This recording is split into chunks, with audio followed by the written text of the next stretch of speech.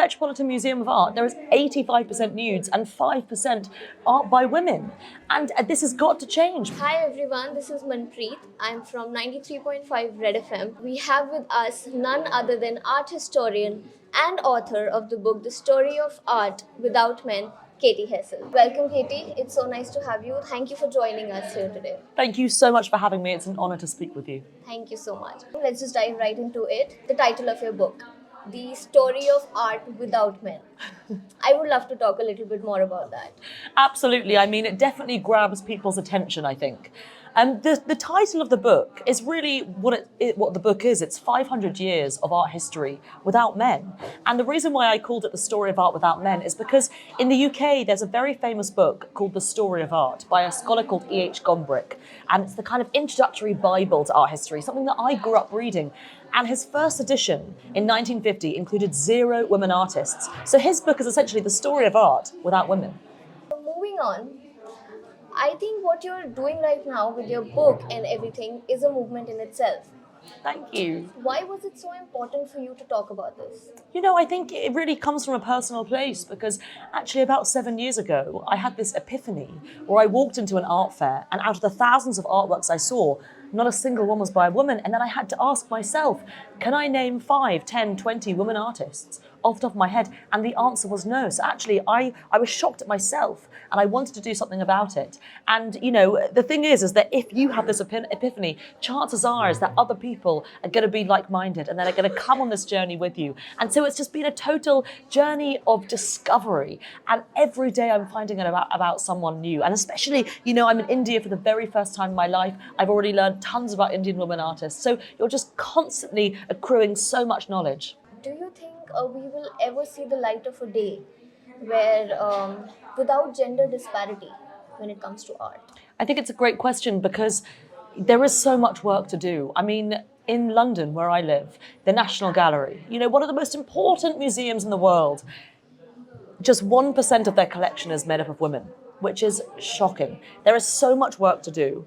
But the thing is, what I always say is that nothing happened overnight. The fact that progress is happening right now, the fact that you're interested in talking to me about this is progress in itself. It's about having this conversation and people just being aware of this and actually saying, okay, well, if it's not up to the establishment to change it, it's up to us, the public, to change the conversation, and we can protest and campaign for the establishment to change, because I think the power of us collectively, again, it doesn't happen on my own, it's a total collaborative effort. We can change that. We definitely can. Okay, so moving on, I read in one of your interviews, you mentioned a fact saying female nudity in art occupies 85% of the space, whereas on the other hand, representation of women in general is only 5%. Why do you think that is? So you're referencing a fantastic poster by the Guerrilla Girls, who are this amazing activist artist collective based in New York City, and they've been active since the 1980s. And what they would do, they would get up in the middle of the night and paste posters all over New York City with these shocking statistics. And they're right, in the Metropolitan Museum of Art, there is 85% nudes and 5% art by women. And this has got to change, because the thing is, if we're not seeing art by a wide range of people, then we're not seeing society as a whole. It's so important for everyone to be represented. And that's why I'm always so encouraging of not just breaking down the canon in terms of gender, but also elitism. You know, I want people from all around the world, from all different backgrounds, to really join this conversation, because I do believe that there is an artwork out there for everyone, which they will be moved by. We're at Jaipur Literature Festival, right? I have attended so many sessions by such brilliant women. They're bringing forth perspectives of women from epics and whatnot. But I want to understand from you, what do you think, what else can we do to evolve and improve in this space? Like you, I have been so moved by so many talks here. And, you know, I think the most important thing is to take these subjects really seriously and actually provide these long-lasting resources. You know, it's all very well putting on an exhibition of an artist, but that might just not last longer than 6 weeks. It's about actually building these artworks into museum collections so our children and our children's children and their children will be able to experience the legacy of these people who were here. So what's amazing about Jaipur Literary Festival is the fact that books last forever.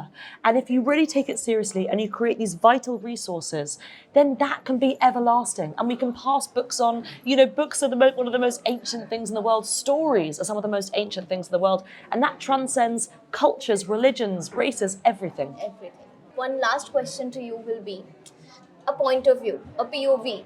Women rule the world of art. How do you think that will be? I think it'll be great. I think we'll see some fantastic perspectives. And you know, it's so interesting because already in the past 6 years, women have now held directorship positions at the Louvre, the Tate Gallery, the National Gallery of Art in Washington, D.C. And what we need is equality. And we need different perspectives because it is only going to enhance and enrich this fantastic subject. I absolutely second that thought. I'm so glad to have spoken to you. And for my debut interview, nothing could have been more amazing than this. Thank you so much. Thank you so much. बजाते रहो